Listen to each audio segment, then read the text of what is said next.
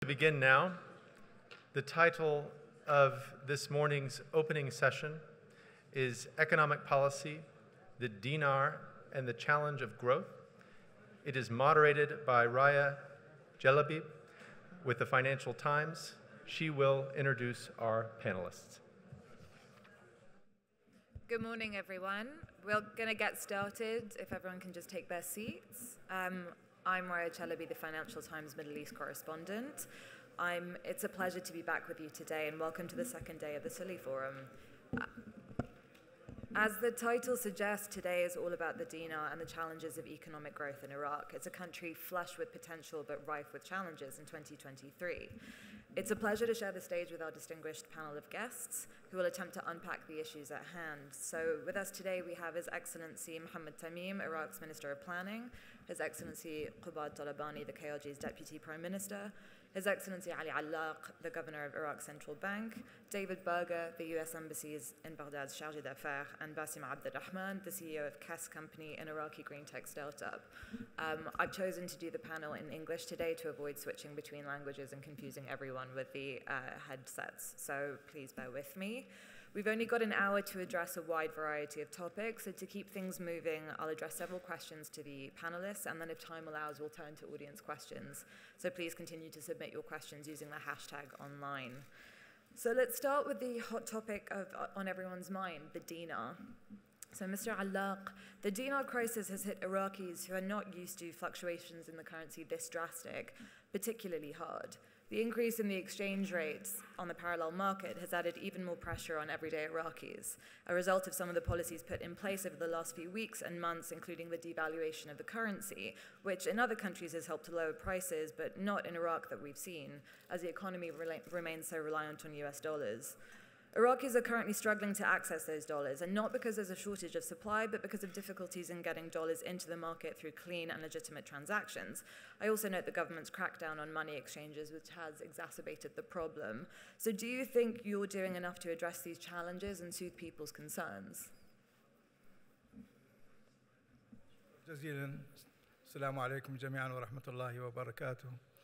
ويسعدني أن أحضر هذا الملتقى، ولعله الإطلالة الأولى بعد عودتي إلى البنك المركزي العراقي، احتراما وتلبية لدعوة فخامة الأخ الدكتور برهم صالح ولهذا الملتقى الرائع الذي اعتدنا أن نحضره كل عام ويزخر بكل ما هو ضروري وأساسي في النظرة إلى الواقع من مختلف أبعاده. الحقيقة عادة البنوك المركزية ما تتحدث كثير، لكن في واقعنا يبدو أن الحديث ضروري في بعض الأحيان، خاصة عندما تطفو على السطح بعض الظواهر. بالتأكيد البنك المركزي العراقي وكما هي البنوك المركزية في كل العالم تعنى بمسألة السياسة النقدية، والسياسة النقدية تنطوي على هدفين أساسيين، هما الحفاظ على المستوى العام للأسعار، أي قوة العملة محلياً، وسعر الصرف الذي يمثل قوة العملة خارجياً. ولعل هذا الهدف في كثير من البنوك المركزية في العالم هو الهدف الأساس وبعضها الوحيد. ولذلك بالتأكيد تركيز البنك المركزي في النظر إلى هذين الموضوعين أولوية كبيرة وأساسية، ويستنفر كل طاقاته وقدراته ورؤيته في سبيل وضعها في الاتجاهات الصحيحة. بالتأكيد التضخم وسعر الصرف تعرضا منذ عامين حوالي إلى ارتفاع، بعد أن شهد سعر الصرف والتضخم استقرارين، حيث كانت نسبة التضخم لحين مغادرتنا البنك المركزي في عام 2020 هي أقل من 1%، وهامش سعر الصرف الرسمي عن السوق الموازي أقل من 2%، وهو ضمن المعدلات المقبولة عالمياً. لكن الآن الحقيقة أصبح بعد هاتين السنتين أصبح هناك فارق كبير، نمو كبير في التضخم قد تجاوز 7 و8%، والسبريد أو الفرق في سعر الصرف تجاوز 20%، يعني السعر الرسمي عن السعر الموازي. طبعاً هذه ظواهر تؤثر كثيراً في الواقع الاقتصادي من مختلف أبعاده وفي الواقع الاجتماعي. نحن في النظرة الاقتصادية النقدية نقول عندما يكون هناك سيولة أو كتلة نقدية كبيرة وبجانبها تضخم، فمعناها هذا سيقود إلى مزيد من الضغط على القوى الشرائية للمواطنين وزيادة نسبة الفقر. بينما عندما تكون هناك كتلة نقدية كبيرة ولكن تضخم متدني، فهذا يقود إلى الرفاهية وإلى تحقيق قدرة حقيقية شرائية للمواطنين. الظاهرتين يعني ظاهرة سعر الصرف وارتفاعه وظاهرة التضخم لكل منهما عوامل بلا شك لا نستطيع التفصيل فيها بشكل كبير، لكن ممكن أن نوجزها بأن التضخم أولاً يرتبط بحجم الكتلة النقدية ومرونة القاعدة الإنتاجية في البلد للاستجابة على الطلب. وهنا نلاحظ أن هناك نمو في العرض النقدي أستطيع أن أقول بمعدلات شاذة وكبيرة جداً. يعني في الربع الأول من عام 2020 كانت العملة المصدرة حوالي 53 تريليون دينار. في الربع الأول من 2023 الآن يعني تجاوزت 93 تريليون، وهو نمو كبير جدا، يعني عاصفة كبيرة في هذا الاتجاه. يعني إذا أخذنا احنا ب 2004 كان العملة المصدرة حوالي 6 تريليون دينار، إلى 2020 أصبحت 53، خلال سنتين أصبحت 93. فهذا طبعا نمو غير طبيعي مثل ما بينا، خاصة مع عدم وجود قاعدة وتنوع إنتاجي محلي في العراق. هذا يقود إلى مزيد من الضغط على الأسعار وعلى زيادة الطلب على الاستيرادات الخارجية، وبالتالي الضغط على البنك المركزي وعلى احتياطيات البنك المركزي. والجانب الآخر المتعلق بسعر الصرف وارتفاعه، الحقيقة هناك عاملان أساسيان في هذا الجانب: عامل مستحدث أو طارئ أو جديد، وعوامل مزمنة أخرى. العامل الجديد الحقيقة يتجلى بزيادة وتيرة الطلبات، اعتماد المعايير والممارسات الدولية في عمليات التحويل الخارجي. الحالة المثلى التي يمكن أن يستقر بها سعر الصرف هو استجابة البنك المركزي للطلب على الدولار بدون أن يضع قيوداً عليه. هذه الحالة الطبيعية، ولذلك قانون البنك المركزي ينص على أن البنك المركزي يبيع القطع الأجنبي بدون أن يضع قيود، ونص العبارة في المادة هو البيع البسيط غير المشروط. هذا هو الحالة الأمثل التي يستطيع البنك المركزي أن يحافظ بها على استقرار سعر الصرف، أي الاستجابة لكل طلب على الدولار. وهذا متيسر للبنك المركزي أن يقابل هذا الطلب بعرض الدولار بمستوى هذا الطلب. لكن المشكلة أو الجديد هو أن هناك مزيد من الضوابط والمعايير والإجراءات الدولية في التحقق من عمليات البيع والشراء للعملة الأجنبية. طبعاً مع تزايد الحرب العملات الدولية والعقوبات التي تحصل على بعض الدول أو على بعض الكيانات أو على بعض الأشخاص، تجعل عملية وضع مزيد من الضوابط والقيود أكثر وأكثر. ولذلك أصبح البنك المركزي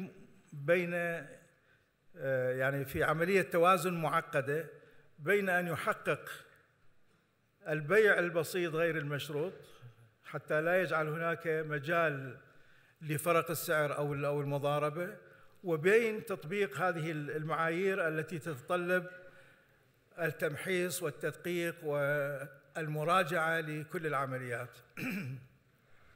وطبعاً في حالتنا مع الأسف يعني البنك المركزي يتحمل أعباء إضافية في تطبيق هذه المعايير بسبب غياب الدور المؤسسات الأخرى التي هي مسؤولة أو تساعد في عملية التحقق من العمليات. على سبيل المثال، لو كانت المنافذ الحدودية لدينا على درجة كبيرة من التنظيم وتسجيل العمليات بشكل صحيح، هذا يمكن البنك المركزي أو يمكن كل الأطراف من معرفة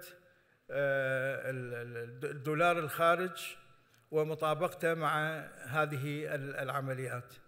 لكن مع غياب هذه يعني هناك ثغرات كبيرة كما تعلمون في مسألة المنافذ الحدودية، بعضها مشخص من سنين طويلة وبعضها تستجد بالخبرة ممارسات أخطر، ولا أدخل في هذا التفاصيل في تفصيل هذا الموضوع، لأن هناك كثير من الممارسات التي تعقد عملية الرقابة على التحويل الخارجي ومطابقتها مع العمليات التجارية وغيرها. ولذلك الحقيقة البنك المركزي يتحمل عبء إداري وتنظيمي وفني كبير جدا في محاولة مطابقة الأرقام والتحقق من صحة العمليات. ونوظف ونصرف ملايين الدولارات على برامج وأنظمة في سبيل السيطرة على هذه العملية. فإذا الحقيقة الموقف اليوم هو أن البنك المركزي لديه القدرة والرغبة، وبالعكس يعتقد أنه هذا الطريق الصحيح لتحقيق هدفه في أن يستجيب للطلب على الدولار مهما كان حجمه. لكن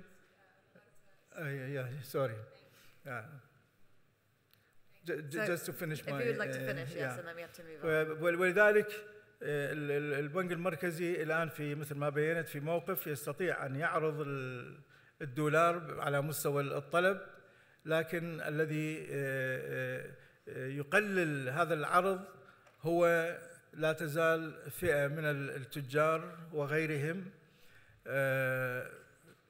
غير يعني مستعدين للدخول بهذه العمليات ضمن هذه الضوابط والإجراءات، ولذلك هناك نقص في عملية تغطية الطلب.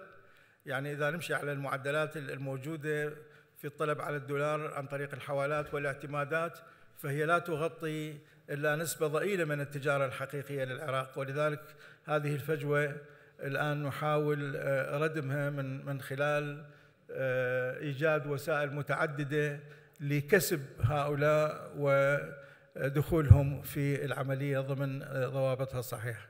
Sorry. Thank you. If I can encourage everyone to keep your answers a little bit briefer. We have a lot to get through and short on time. Just one last question, Mr. Allaq. Do you need can we get him a new headset? I've got one here if I can give that to you.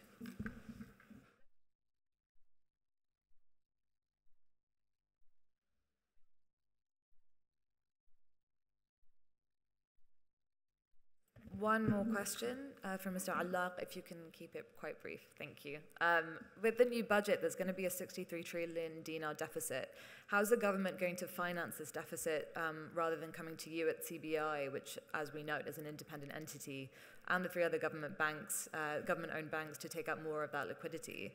I note that the government hasn't really repaid those previous debts on CBI's balance sheet. They repaid a bit last year when there was a surplus, but then the government asked CBI to cancel the repayment and return the money. So are you going to let the government continue borrowing without any chance of repayment? Especially given that borrowing is not for projects that would grow the economy, but for the additional salaries. أعتقد هذا السؤال مهم جدا فيما يتعلق بأمرين. يعني فرصة للتعليق قليلا على الموازنة العامة للدولة، والتي أصبحت تحمل ظاهرة الاعتماد على البنك المركزي في تغطية العجز في الموازنة العامة للدولة، وهي ظاهرة بصراحة خطيرة جدا. اعتماد الحكومات أو بعض الحكومات على البنك المركزي في التمويل الحقيقة يهدد الاستقرار النقدي. وهناك كما تقول خبيرة دولية بأن الحكومات بدأت تدمن على الاستعانة بالبنك المركزي، وهذا الإدمان يسير بوتيرة تصاعدية، ولكنه يهدد الاستقرار النقدي في الدول التي تقوم بذلك. احنا الحقيقة العجز في الموازنة إذا كان ممول من قبل البنك المركزي فهذا هو الضد النوعي للسياسة النقدية. يعني هناك علاقة عكسية تماماً بين عجز الموازنة الممول من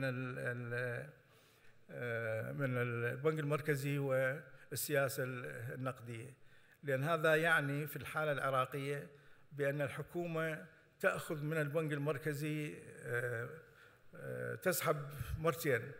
المرة الأولى عندما تبادل الدولار بالدينار، يعني تبيع للبنك المركزي الدولار وتقبض دينار، وترجع مرة ثانية تأخذ دينار على طريق الاقتراض أو الحوالات أو غيرها. وهذا حقيقة إلى علاقة بمسألتين. المسألة الأولى هي تضخيم الكتلة النقدية وآثارها على التضخم، والسبب الثاني هو الضغط على احتياطيات البنك المركزي. وظاهرة العجز في الموازنة رغم أن قانون الإدارة المالية حددها ب3%، لكن لا تزال اليوم. يعني أنا أتذكر في عام 2017 الحكومة العراقية ضمن وثيقة أو برنامج السياسة الاقتصادية المقدم إلى صندوق النقد الدولي كانت قد أعطت وعد بأن يكون العجز صفر بحلول عام 2021. في ذلك الوقت كان العجز 14%، عجز الموازنة 14% من الناتج المحلي الإجمالي. الموازنة الآن عجزها يتجاوز 25% بدل من أن يكون الصفر من الناتج المحلي الإجمالي، وهذه يعني مسألة كبيرة وخطيرة جدا.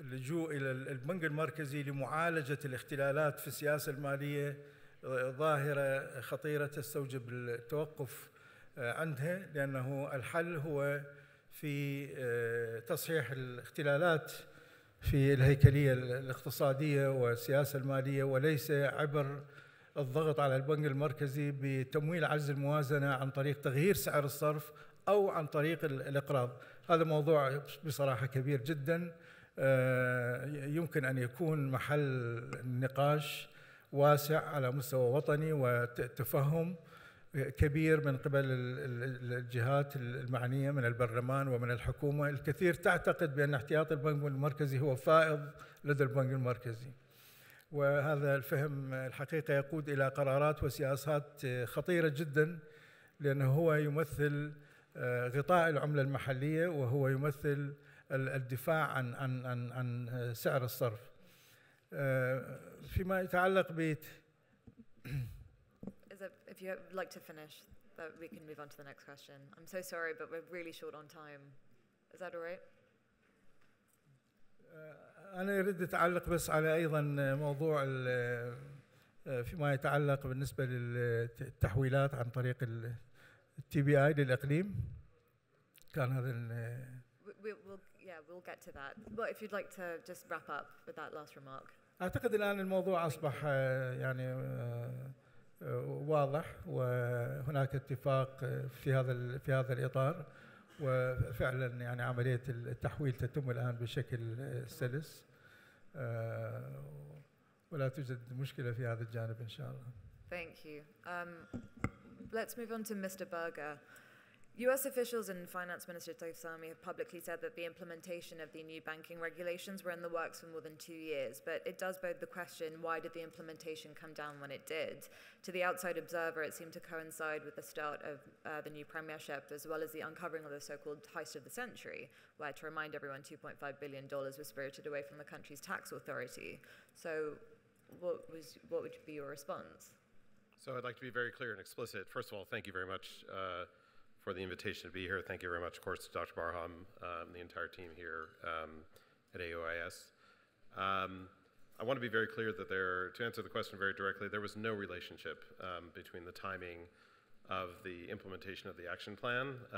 This had been worked on between or among the Federal Reserve, the Treasury Department, and the CBI for a period of 2 years. This was a deliberate plan laid out over time to address very significant concerns about money laundering. We had seen, unfortunately, a growing number of suspicious transactions, huge amounts of wire transfers leaving the country with obviously fraudulent basis. So this was in response to that, not in response to politics in Iraq, not in response to a change of government. There was no relationship between the timing, period. Sources have told me, and other ones of my colleagues otherwise, but if we were to go with that argument, when there was a delegation that went to Washington recently, they were asking for a moratorium or an extension on the implementation of the regulations, but that wasn't granted. So why not, given that Iraq has been in this country for, the US has been involved in this country quite intimately for the last 20 years, and they're attuned to the sensitivities. So given the political moment, couldn't there have been some kind of extension worked out? The implementation had actually begun in November of 2022. It would have created a chaotic situation had the measures been implemented in November 2022 and then somehow a moratorium or a stall or a break or something like that in February of 2023. And in fact, I want to be very clear. I want to thank the governor for his partnership, as well as his predecessor's partnership with us and the government. Prime Minister Sudani has been very clear from the beginning that these measures were necessary to prevent corruption and money laundering, and that has been the position of the government. Since the tighter controls were implemented in an effort to sort of stem these surreptitious cash flows to Iran and Syria, amongst others, the US, have you looked into the sourcing of these dinars that the Iranians have purportedly been using to buy those dollars? We can note that in 2021, Iraq imported about $7.9 billion worth of goods from Iran. So the question is really about the sourcing of those dinars. Is that something that you're looking at closely? It's actually something I can't really comment on in a public forum, but something we're watchful for. Okay. Well, thank you. I'd like to move on to Ms. Abdulrahman, because we've had the perspective from top down and from both sides of the world. So I'd like to turn to you to get a better understanding of the impacts the last few months have had on Iraqi businesses. If you could tell the audience a little bit about what KESK does, and then I'd like to ask you how the dinar crisis has impacted your business functions. Yes, definitely. Thank you so much. First of all, thanks for the invitation and having a fresh voice on the panel to discuss the private sector and the startup ecosystem as well. And thanks for the invitation, Dr. Barham, and everyone for having me here. KESK is a green tech company. We are bringing renewable energy technologies. We synergize renewable energy technologies with cloud computing. We provide different kind of services, from design of solar energy systems. We have branded solar air conditioner products, works with IoT technology. We also provide services in terms of installation, supply, maintenance of solar PV systems, and we're also building a software to track the energy saving of our clients and also track their CO2 offset. And ultimately, we want to give our clients access to the CO2 credit carbon trade market in the future. So in terms of the challenges that we are facing as a startup, as a green tech startup, in Iraq, when it comes to the dinar fluctuation. At the business level, it affects investment confidence. We get investments and financing from international investors, VCs, angel investors, who invest money in US dollar. They want to feel more confidence around the stability of dinar when they are putting their money into startups in general in the region, in Iraq and Kurdistan. So the fluctuation and instability of the dinar affects the value of the US dollar they are putting into these and investing into our companies, and is definitely going to affect future investments in on the long term. Trade finance facilitation, it's every single component. Very few components are being resourced locally. Most of our components and manufacturers are outside Iraq. We do trade in US dollar. We bring materials, components, everything we bring from abroad. And we do the trading in US dollar, and the fluctuation of the prices might not affect the trade outside, but it affects the purchase power of our customers. For example, if we're getting we're selling 1 kilowatt of solar energy system as an example, for $1,000 US. That value of $1,000 US changes. At some point, it used to be 1,250,000 Iraqi dinar. At this point, we don't know, it's beyond 1.5 million. This affects also the consumer power purchase. Clients are not comfortable in spending money when they don't have as much in terms of access to goods and services for the same amount of money they used to have. Because we are getting investments in US dollar, we're doing trade in US dollar, we offer our services also in US dollar. So this is very much affecting how we are doing the business and how clients also investing into the services and the solutions we offer. So I tried to explain from the business perspective and also from the client perspective how the dinar fluctuation is affecting. Thank you. That was very useful. Since we spoke about the KLG, I'm going to take advantage of the natural segue to turn to you, Mr. Talabani. You know, I guess a multi-million-dollar question when it comes to the KLG right now and the new federal budget is, what is the new arrangement and what are the new banking arrangements? Does the KLG get to keep the money separately in separate accounts? Well, I was going to speak in Kurdish, but I thought 3 languages would confuse the panel, so I'll stick to English if that's okay. Thank you for the event and for inviting us, Dr. Barham, everybody. The new arrangement, so we have a new budget law that has been passed by the Council of Ministers. This is it's an important step. There are obviously observations on the budget law, but in general, it is a budget law that has been passed. Now, I think we're a quarter of the way there. The next part has to be passing it through the Council of Representatives. Then we're half of the way there. The next half is the implementation of the budget law. And if it gets implemented in the letter and the spirit that it was written in, I think there is a lot of money in the country that could be shared equitably for the federal government to have a significant fund at its disposal, and for the regional government to do so as well. But that, as we've seen in the past with previous budget laws, is a big if. I would press you on specifics, but I know better to do that in a public forum. Do you think that this will pass the Supreme Court's muster, given the sort of restrictions in the ruling? I don't know, and I'm That's a very un-Kurdish thing of me to say I don't know, because because we tend to know everything, but I don't know, because there are many potential pitfalls. There is a massive meteorite about to hit the country with the arbitration between Turkey and Iraq that could have a massive impact on the situation. There's several Supreme Court rulings in the pipeline, no pun intended, that could also impact the situation. So I think I don't want to be too gloomy and depress everybody first thing in the morning, but there are challenges.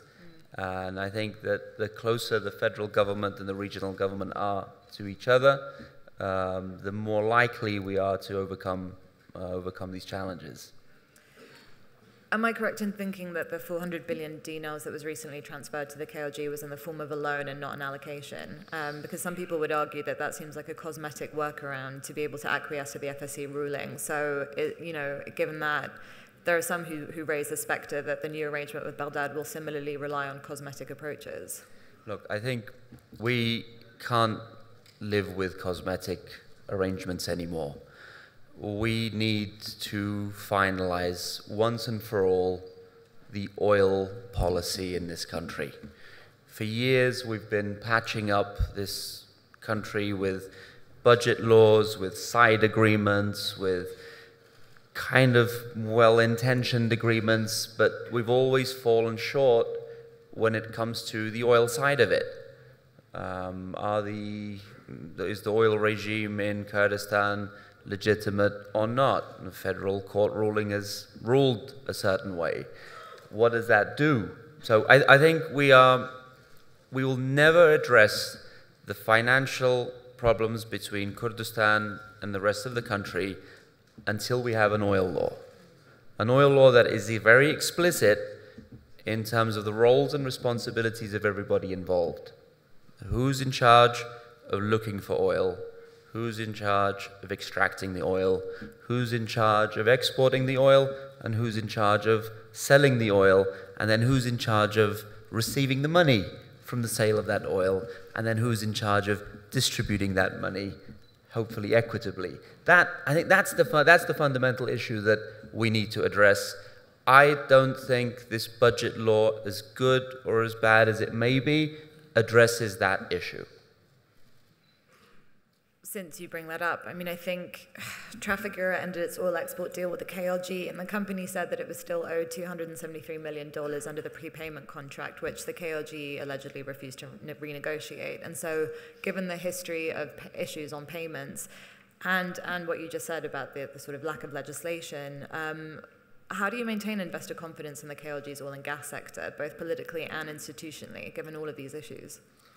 We have to have, again, a lasting deal that is sustainable and constitutional and implementable with Baghdad. And that's when investors will finally be confident in the system that we have. For years, the Constitution gave the international oil companies the confidence to invest in Kurdistan's oil and gas sector. But the federal court ruling changed that. Now there are question marks, which impacts the price of our oil, it impacts the buyers of our oil, and it impacts the political situation in Iraq and in Kurdistan. So to get that confidence, we need an oil law that is clear and explicit, and that makes the sale of this product clear. And I think for too long, we have all been arguing over the wrong part of this discussion. So much discussion over the last 10 years has been on the sovereignty of who has the right to carry out a contract to look for the oil. That's the argument. I remember going back to 2007, 2008, the good old days of Shahrastani and Ashti Hawrami battles of what's legal and what's not legal. Is it legal? Are these contract legal? This was now looking back at it, I don't know how many years later, it was a futile argument. The argument we should have had back then is, what do we do with this oil once it's out of the ground? And that's, I think, again, that's where the solution is. Because for me, personally, and there are different opinions inside the KRG on this, I don't care who sells our oil. Whoever sells it for the best price should sell our oil. Whoever can sell our oil in the most transparent way should sell our oil. I care more about what happens to the revenue. When do I get my share? How do the IOCs get their share? How is the debt repaid? And where's the federal government in this argument? And I think we have not really had that argument in the 15 years we've been debating the oil issue. And I think it's time now to really tackle that. Again, I don't want to take anything away from the hard work that was put in to get this budget law passed, but this isn't going to solve the billion-dollar question, the multi-billion-dollar question of what happens to oil revenues in the country.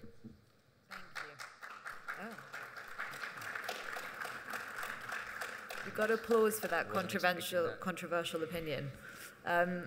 Finally, I'd like to turn to Mr. Tamim. And to circle back to the original headline of this panel, what do you see as the main challenges for growth in Iraq currently?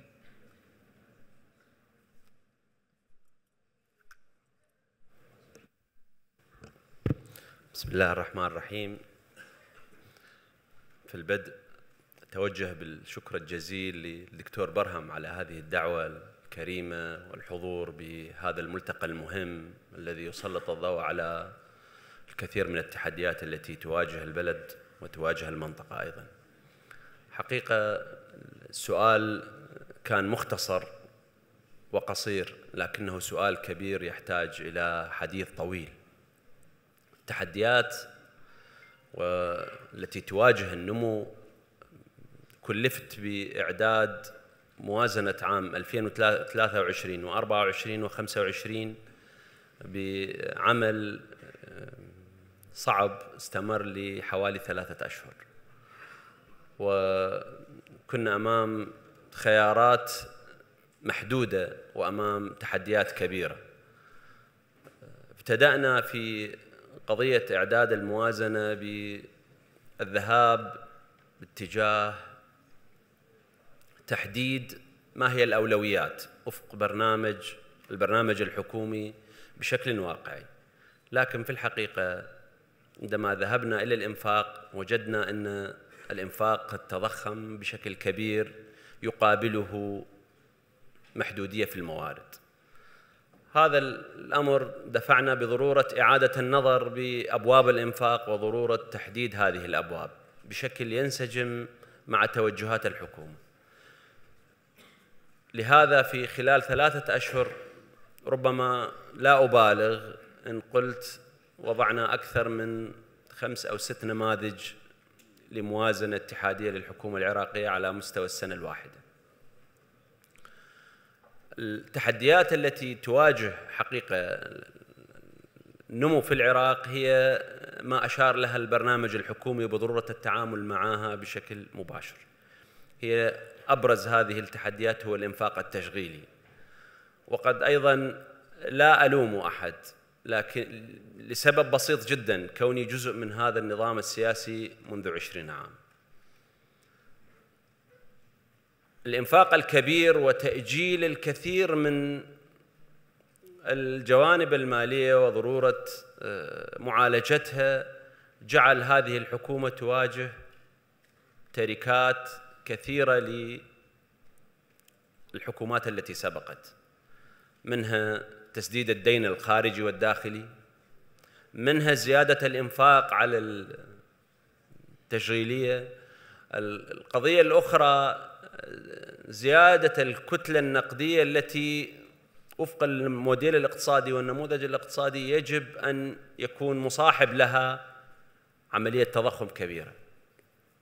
أنا أتذكر عندما كنت رئيساً للجنة المالية في نهاية الدورة الثالثة من مجلس النواب كان السيد محافظ البنك المركزي وهو موجود بيننا الآن محافظا للبنك. في ذلك الوقت كانت الكتلة النقدية لا تتجاوز 40 تريليون دينار.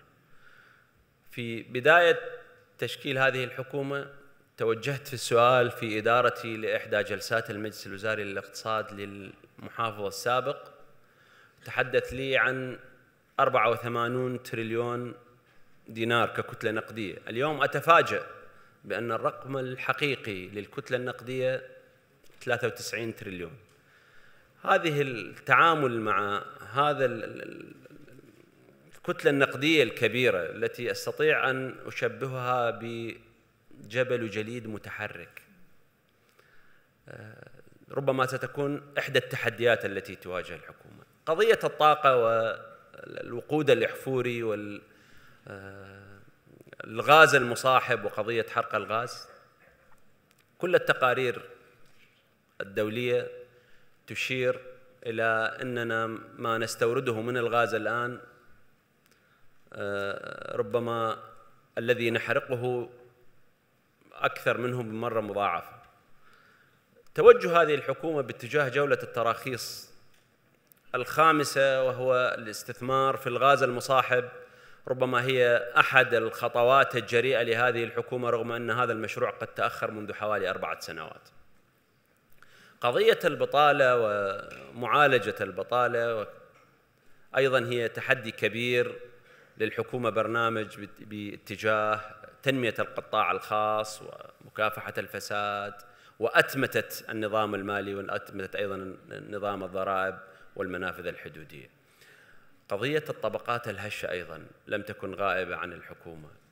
ربما أحد أسباب التضخم في الموازنة التشغيلية كان هو معالجة وضع الطبقات الهشة وإيجاد حالة من التوازن بين التضخم وزيادة الإنفاق. ما كان يبيعه البنك المركزي أو ما كان يخرج من خلال نافذة بيع العملة حقيقة هو لم يكن حالة رغبة ترفية لدى البنك المركزي، وإنما هو انعكاس لإنفاق حكومي. هذا الإنفاق الحكومي الكبير ربما هو أحد عناصر الضغط على النظام الاقتصادي، وبالتالي ينعكس أيضا على النمو. لكن في الحقيقة عندما كلفت في إعداد هذه الموازنة انطلقت من منطلق أن كيف تستمر المشاريع الاستثمارية وكيف يستمر الاستثمار في القطاع الحكومي والقطاع العام، وكيف أن لا تتوقف القضايا الرئيسية اللي منها الغذاء والدواء والحفاظ على الطبقات الهشة، وأيضا الضغط الكبير من قبل المجتمع بسبب عدم أخذ القطاع الخاص دوره لمجموعة اعتبارات وأسباب قد تكون بعضها أسباب حكومية في قضايا التوظيف وغيرها. ما أضيف للموازنة في قضايا التوظيف لهذا العام لرواتب ربما يقترب من 21 تريليون وهو ليس سرا. وبالمقابل كل زيادات الإنفاق التي تحدثنا عنها بما يتعلق بالرواتب التي تحدثنا عنها بعدم ارتياح للسنوات السابقة هي كانت 41 تريليون. وأيضا دعوني أن أقول هو ليس قراراً حكومياً، وإنما الحكومة ذهبت لمعالجة وتأطير الكثير من الحالات السابقة، يا أما كانت تعاقدات سابقة أو كانت جزء من إجراءات قانونية وضعت في قانون الأمن الطارئ بضرورة تثبيت المتعاقدين وتثبيت العاملين في القطاع العام. عندما ذهبنا لتطبيق نصوص القانون ومعالجة الإشكاليات الاجتماعية التي يسببها الضغط على الموازنة في الرواتب، اتضح أن الرقم يقترب من 21 تريليون دينار أضيف إلى الموازنة العامة الاتحادية، وبالتالي كان تحديا كبير. الذهاب باتجاه معالجة واستمرار المشاريع الاستثمارية وعدم توقفها، وأيضا عدم توقف بعض المشاريع المستمرة، وانسجام الموازنة مع البرنامج الحكومي وما هي الأموال التي وضعت للاستثمار في هذه الموازنة. كانت هي بحدود 47 تريليون، 15 من عندها ذاهبة إلى جولات التراخيص في بغداد وأيضا إقليم كردستان ما يتعلق بكلف إنتاج النفط. هذا معناه أننا نتحدث عن حوالي 32 تريليون دينار عراقي، جزء منها حوالي 10 ألا قليل 900 هي قروض لاتفاقيات تأتي من قروض لتمويل الموازنة للمشاريع الاستثمارية، وخاصة في مجالات الطاقة ومجالات البنى التحتية. شكرا. عفوا بس عندنا 5 دقائق بس. I'd just like to ask a more specific question. In the Ministry of Finance memo issued when the budget came out, it said that Iraq will lower its debt, but the new budget forecasts a deficit of 63 trillion a year for 3 years in a row, which means we're going to have to borrow a fresh 150 trillion or so dinars. What's the actual government plan for how you're going to finance that deficit for the next few years? نعم، مبلغ العجز هو حوالي 60 تريليون، وأتكلم بصراحة جزء من هذا العجز هو عجز ورقي. نعم هناك عجز، لكن جزء من هذا العجز ورقي. لدينا حوالي 24 تريليون هي رصيدنا في وزارة المالية، وسنذهب باتجاه سندات. أيضا قضية أخرى أنه ما تحملته قطاع القوى العاملة أو باب القوى العاملة وتعويضات الموظفين وهي الرواتب، الزيادة التي تحدثت عنها هي بحدود 21 تريليون. ربما الموازنة ستدخل حيز التطبيق في شهر، إذا ما أقرت بتوقيتاتها المنطقية ربما ستكون في شهر مايو القادم أو حزيران. هذا معناه أنه العجز قد يكون منه بحدود 20 إلى 25 تريليون، هي تجاوزنا نصف هذه السنة، وهو عجزا ورقيا. الحكومة لديها خطط لم تغفل جانب في قضايا معالجة إشكاليات الحكومات السابقة، قضايا التوظيف وكذلك قضايا تسديد الديون، سواء كانت على مستوى الديون الخارجية أو السندات التي غطاها البنك المركزي في السابق. بعض الحكومات التي سبقتنا كانت تأخذ من البنك المركزي عن طريق سندات، لكن لا يتم تسديدها، وتحملت وزارة المالية ديون، لكن لدينا خطة للبدء بسداد هذه الديون سواء كانت للبنك المركزي أو للديون الخارجية. Since you mentioned salaries, I just wanted to ask, how does this government justify adding 384,000 people to government payroll given the state of this budget? And if I can please encourage you to be brief, because we have 3 minutes left of this panel.